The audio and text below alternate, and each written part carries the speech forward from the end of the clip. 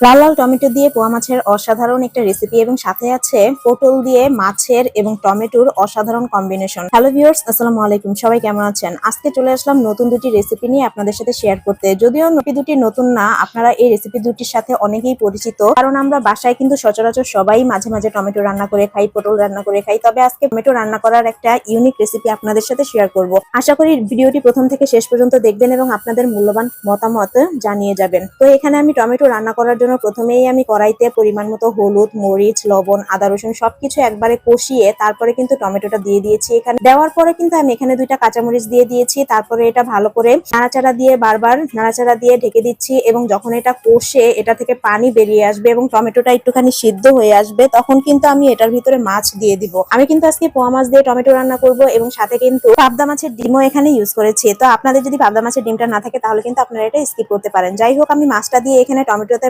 পরিমাণ মতো ঝোল দিয়ে দিব। ঝোল দেওয়ার জন্য পানি দিয়ে দিব। আমি এখানে একটুখানি ঝোল ঝোল রান্না করবো টমেটোটা, তার জন্য একটু বেশি পানি দিয়ে দিব। তারপরে কিন্তু ঢাকনা দিয়ে ঢেকে দিব। তারপরে পরবর্তীতে লবণ চেখে এখানে কিন্তু আরেকটু লবণ দিয়ে দিলাম। তার পরবর্তীতে এখানে আমি ধনিয়া পাতা দিয়ে দিব এবং ধনিয়া পাতাটা একটুখানি সিদ্ধ হওয়ার জন্য আমি আবার এটা ঢাকনা দিয়ে ঢেকে দিব এবং 5 মিনিট রান্না করে তারপরে কিন্তু মাশাআল্লাহ আমার টমেটোটা হয়ে গেছে। তো দেখেন আমার টমেটোর কালারটা মাশাআল্লাহ কতটা সুন্দর এবং লোভনীয় হয়েছে। এরপরে কিন্তু আমি টমেটোর তরকারিটা হয়ে গেলে তারপরে কিন্তু আমি টমেটোর তরকারিটা আরো 5 মিনিট চুলার ভিতরে রাখবো।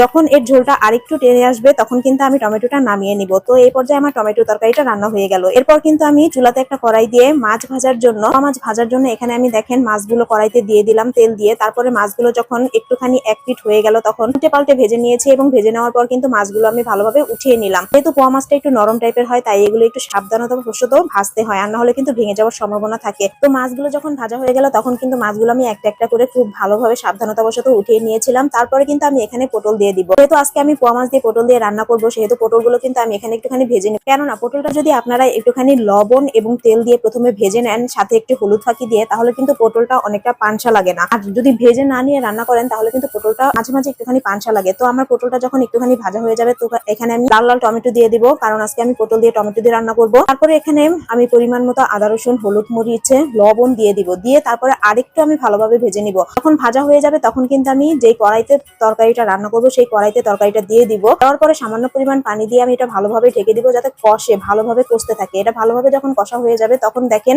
তরকারিটার সুরা টেনে কিন্তু এরকম হয়ে আসবে। তখন আমি তরকারিতে ঝোল দেওয়ার জন্য এখানে পানি ইউজ করব। তো পরিমাণ মতো পানি আমি এখানে দিয়ে দিলাম। তারপরে পানি দেওয়ার পরে যখন তরকারিটা বলক এসে যাবে তখন কিন্তু আমি এখানে যে মাছগুলো ভেজে রেখেছিলাম সেই মাছগুলো দিয়ে দিব এবং পরিমাণ মতো একটু লবণ দিয়ে দিব এবং পরবর্তীতে কিন্তু ধনিয়া পাতা দিয়ে দিব। সবশেষে আরো 5-10 মিনিটের মতো রান্না করে যখন পটলের সুরাটা একেবারে মাখো মাখো হয়ে আসবে তখন কিন্তু আমি পটলটা নামিয়ে নিব। ভিউয়ার্স, আমার আজকের ভিডিওটি আপনাদের কাছে কেমন লাগলো অবশ্যই জানাবেন। লাইক, কমেন্ট, শেয়ার করে পাশে থাকবেন। চলে আসবো পরবর্তী ভিডিও নিয়ে। আল্লাহ হাফেজ।